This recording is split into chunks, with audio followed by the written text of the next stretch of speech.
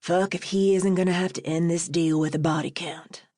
Mason silently tallies the number of Hijo de la Muerte standing in front of him, while pretending to listen to their leader's ridiculous request. How they'd like 15 more Glocks added to their order. On the house, of course, blah blah, no fucking way, blah. Mason's got plenty of time to run diagnostics on the situation. The head guy likes to talk. A real pompous ass. He ain't wearing a shirt.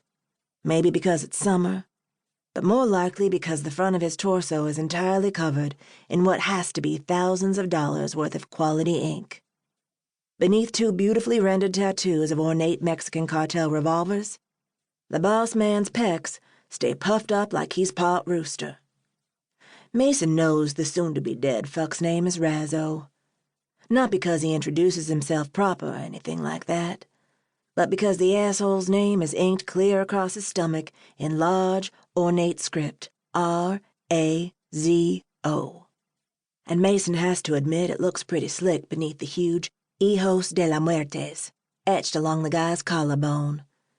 Every single bit of his front torso, including his arms, had been turned into a living canvas. Mason spots a few less skillful tattoos, buried underneath the quality stuff, but he can see that somewhere down the line, Razo got real smart about his body art. Hooked himself up with a talented visionary, a real artist. Nothing like the washed-out old man Mason knows back at the SFK clubhouse, the one who inks new members with the official SFK seal. Given that Razo is a full foot shorter than Mason, he's sure the little bitch shows up shirtless to every deal. After all, the tats make him look way more badass in every way. Tougher, bigger, more powerful. Like the overlord of a serious Mexican drug cartel, rather than the leader of a small-time Latino street gang. The intimidating ink, combined with the handle of the gat sticking prominently out of Razo's pants, have most definitely convinced other sellers to give him what he wanted. But not tonight. Because now this beaner prick is dealing with Mason Fairgood. Sorry, hombre. Southern Freedom Nights don't do nothing on the house. Mason answers, when Razo's finally done flapping his lips. And he doesn't bother to sugarcoat his words with a friendly tone, like his cousin Dee might have done. No, Mason's voice is flatter than all those miles of highway he traveled to get here from Tennessee. The Hijos de la Muertes have holed up in what the SFK often refer to as a roach town.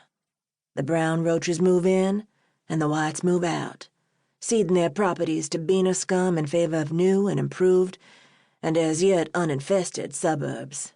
What was once a nice neighborhood is now completely occupied by Razo's crew.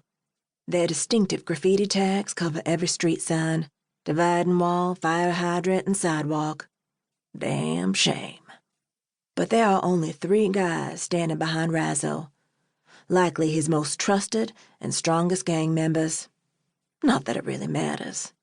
Nobody beats Mason in a fight. Not even hardened street cholos like these.